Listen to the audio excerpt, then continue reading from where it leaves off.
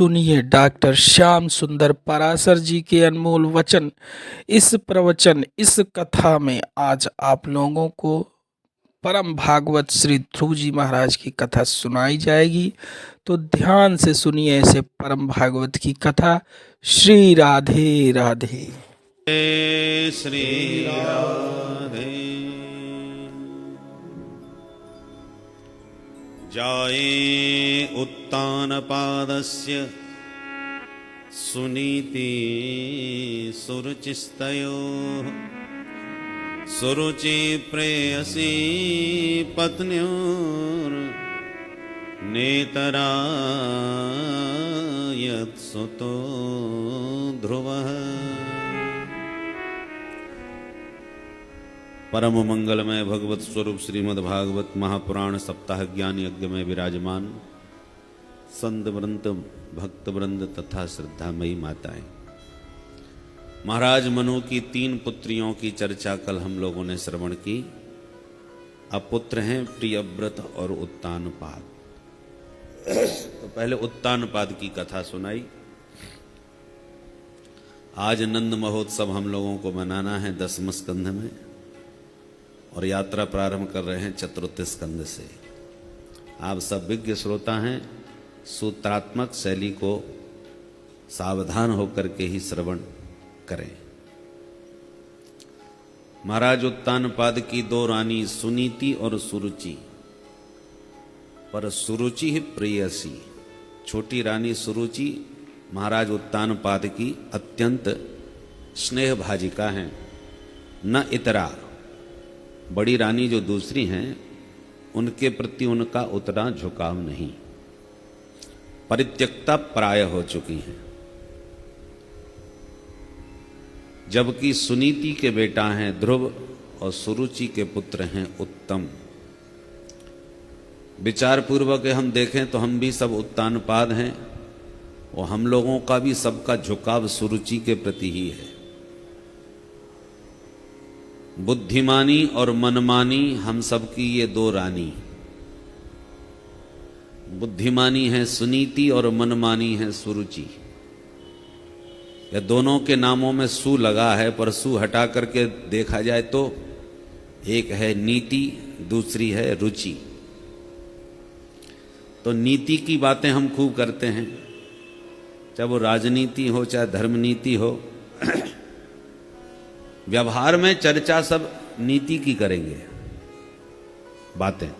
बातें नीति की, पर जीवन में सब रुचि के अनुसार चलेंगे। सबको रुचि बड़ी प्यारी लगती है। हमारी रुचि से सब काम होना चाहिए, अपनी रुचि के अनुसार ही चलते। जिसको भोजन में जो रुचि लगती है वो खाएगा, चाहे वो निषिद्ध हो चाहे वो विधि में आता हो। प्राय हम रुचि को महत्व देते हैं, अपने जीवन में रुचि को महत्व देते हैं, नीति को नहीं। बात नीति की बहुत करते हैं, परंतु व्यवहार में रुचि को महत्व देते हैं। उत्तानपाद की प्रमुख रानी तो सुनीति है, पर सुनीति को प्रमुखता न दे करके वो सुरुचि को महत्व देता है। हम भी वही कर रहे हैं। किसी ने यदि हमको 1 करोड़ रुपए दिए रिश्वत के, बोले ये कमीशन तुम्हारा है, बढ़िया रिपोर्ट बनाओ अब हमारी, तो सुनीति सुरुचि में झगड़ा हो गया। सुनीति कहेगी ये नीति के अनुसार गलत है, शास्त्र इसको धर्म नीति के अनुसार गलत है, राजनीति की दृष्टि से गलत है। एक राजा को जनता चुन के भेजती है एक विश्वास के साथ कि हमारे राष्ट्र का अभ्युदय इनके द्वारा होगा, हम लोग इनके छत्र छाया में जरा सुखी और निश्चिंत रहेंगे। राष्ट्र नायक बनाए जनता ने विश्वास और भरोसा करके, और तुम 2 नंबर के काम कर रहे हो बेईमानी की रिश्वत लेकर के, तो नीति तो विरोध करेगी कि ये गलत है, भ्रष्टाचार है, ये बेईमानी है, गद्दारी है। परंतु सुरुचि कहेगी भाई बंगला भी तो बनाना है, बढ़िया बढ़िया गाड़ियां भी खरीदनी है, और जो चुनाव में इतना खर्चा किया वो भी सब निकालना ही है, और फिर परमानेंट की कुर्सी है नहीं, 5 साल के बाद फिर दोबारा मौका न मिला, कोई भरोसा नहीं है। इसलिए ये लूट सके तो लूट, फिर पछताए हो तो क्या, जब कुर्सी जाएगी छूट। बोलो राधे राधे। राधे राधे। तो कहने का मतलब यह है कि नीति और रुचि का झगड़ा है उत्तानपाद के बीच, और उसमें प्रायः सुरुचि हावी रहती है उत्तानपाद पर। माने हम लोगों के ऊपर हमारी रुचि का पूरा प्रभाव रहता है, और नीति को हम शिथिल कर देते हैं, निकाल देते हैं। किंतु सुनीति के ही पुत्र ध्रुव को सत्ता भी मिली और लोक परलोक दोनों उसका बना। सुरुचि के हाथ कुछ नहीं लगा। तो शिक्षा क्या मिली इस कथा से? कि रुचि हमारी कितनी भी हम पर हावी हो रही हो, पर रुचि पर नियंत्रण करके हमें नीति का ही अनुगमन करना चाहिए, नीति के अनुसार ही चलना चाहिए। नीति के अनुसार चलेंगे तो ध्रुव की प्राप्ति होगी। ध्रुव माने अटल। ध्रुव जी आज भी आकाश में ध्रुव तारा बने चमक रहे हैं। सितारा बुलंद है, तो बुलंद सितारा उन्हीं का होता है समाज में, जो वास्तव में नीति के अनुसार चल के एक अपनी प्रतिष्ठा करके जाते। कीर्तिर्यस्य सजीवति। समाज में जब तक व्यक्ति की प्रतिष्ठा होती है, नाम होता है, तब तक वह जीवित है समाज के बीच में। श्री तुलसीदास बाबा को आज सैकड़ों वर्ष हो गए, 400 से ज्यादा हैं। आपसे पूछा जाए आपके दादाजी का, परदादाजी का नाम क्या है, तो बहुत कम ही लोग शायद कोई बता पाए। पिता और पितामह तक लोगों को याद रहता है। परदादा का भी नाम शायद मालूम ना हो, प्राय लोगों को नहीं होगा। किंतु तुलसीदास बाबा को तो कितने साल बीत गए, हम लोगों की कितनी पीढ़ियां बीत गई होंगी, पर उसके बाद भी आज समाज में जीवित हैं। शास्त्र की आज्ञा में चलकर, शास्त्र की मर्यादा का पालन करके, मर्यादा पुरुषोत्तम भगवान के गुण गा करके बाबा अमर हो गए और समाज के ध्रुव तारा बन गए। तो इस प्रकार से श्री स्वामी हरिदास महाप्रभु, श्री स्वामी हित हरिवंश महाप्रभु, ये वो महापुरुष हैं जो समाज के सितारे हैं, जो सैकड़ों वर्षों तक आज भी चमक रहे हैं, दमक रहे हैं। परंतु ध्रुव तारे की तरह चमकने वाले पुत्र हैं किसके? सुनीति के। मतलब क्या होगा? शास्त्र सम्मत जीवन जो जिएंगे, शास्त्र के अनुसार जो आचरण करेंगे, वो समाज के सितारे बन जाते हैं, माने अमर हो जाते हैं। और सुरुचि के अनुसार चलते हैं तो सुरुचि को कोई रुचि पूरी हो ही नहीं पाई। अपने बेटे को सिंहासन पर बैठानी चाहती थी, सुना बेटा सिंहासन पर बैठा, सुरुचि के संस्कारों से उद्दंड हो गया, यक्षों से लड़ मरा, सो यक्षों के हाथों मारा गया। उसी को खोजते खोजते सुरुचि भी जंगल की आग में जल करके भस्म हो गई। ये सुरुचि का परिणाम है। तो रुचियां जीवन में किसी की पूरी नहीं होती, एक से एक नई नई रुचि, ये और मिल जाए, वो और मिल जाए, ये रुचि का कोई अंत नहीं। इस पर तो नियंत्रण करना पड़ेगा, और सुनीति के अनुसार चल करके ही हम अपने वास्तविक जीवन के लक्ष्य को प्राप्त कर सकते हैं।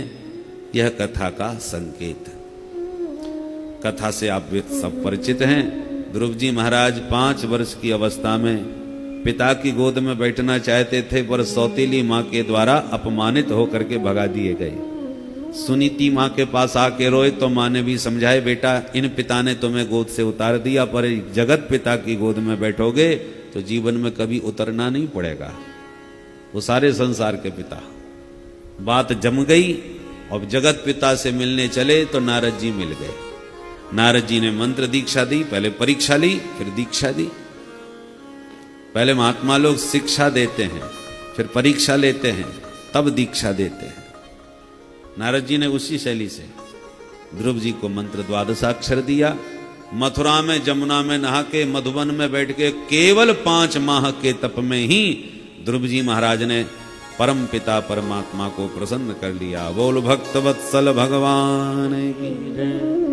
भगवान प्रकट होके दर्शन दिए। ध्रुव जी ने दंडवत किया और मन में विचार किया, पढ़ा लिखा कुछ हूं नहीं, स्तुति कैसे करूं। भगवान ने अपने दिव्य शंख का स्पर्श करा दिया। स्पर्श बालम कृपया कपोले, स्पर्श होते ही सारा वेद वेदांत उपस्थित हो गया। गाने लगे, योऽन्ता प्रविश्य मम वाचमिमां प्रसुप्ताम्, योऽन्ता प्रविश्य मम वाचमिमां प्रसुप्ताम्, सञ्जीवयत्यखिल शक्तिधर स्वधाम्ना, सञ्जीवयत्यखिल शक्तिधर स्वधाम्ना, अन्याश्च हस्तचरण श्रवणात्वगादि, अन्याश्च हस्तचरण श्रवणात्वगादि, प्राणान् नमो भगवते पुरुषाय तुभ्यम्, प्राणान् नमो भगवते पुरुषाय तुभ्यम्। बोल बंसी वारे की जय। प्रभु आप ही मेरे भीतर प्रविष्ट हो करके मेरी प्रसुप्त वाणी को जगा दिए हो। अखिल शक्तिधर हैं, जितनी भी इंद्रियों में शक्ति हैं उन सबके धारक आप ही हैं। आंखों में जब तक भगवान की शक्ति है तभी आंख देख सकती है, और भगवान अपनी शक्ति खींच लें तो आंख तो दिखेंगी पर दिखना बंद, कान तो दिखेंगे पर सुनना बंद, नाक तो दिखाई पड़ेगी पर सूंघना खत्म, हाथ तो दिखेंगे परंतु लेना देना बंद, पैर तो दिखेंगे पर चलना फिरना बंद। अन्याश्च हस्त चरण श्रवणत्वगादीन, माने समस्त इंद्रियों में जो भी शक्ति हैं उनके धारक भगवान हैं। भगवान अपनी शक्ति खींच लें तो हम कुछ भी एक तिनका भी उठा के इधर से उधर नहीं रख सकते। ऐसे है सर्वशक्तिमान प्रभु, आपके चरणों में मेरा प्रणाम। भगवान बोले, बोलो बेटा क्या चाहते हो। बोले पहले तो बहुत चाहता था, अब कुछ नहीं चाहता। भगवान बोले पर अब हम चाहते हैं कि तुम घर जाओ और पिता के सिंहासन पर बैठ के 36,000 वर्ष राज्य करो, और उसके बाद मेरे दिव्य ध्रुव लोक को विभूषित करो। कह के भगवान चले गए। ध्रुव जी पछताते हुए घर आए। पिता को पता चला तो पूरी प्रजा के साथ जोरदार पुत्र का स्वागत किया, और आते ही पुत्र को सिंहासन पर विराजमान कर दिया। ध्रुव जी 36,000 वर्ष राज्य किए और मौत के सिर पर पैर रख करके अंत में अपनी मां सुनीति को साथ लेकर के परम पद के अधिकारी बन गए। बोलो ध्रुव जी महाराज की जय।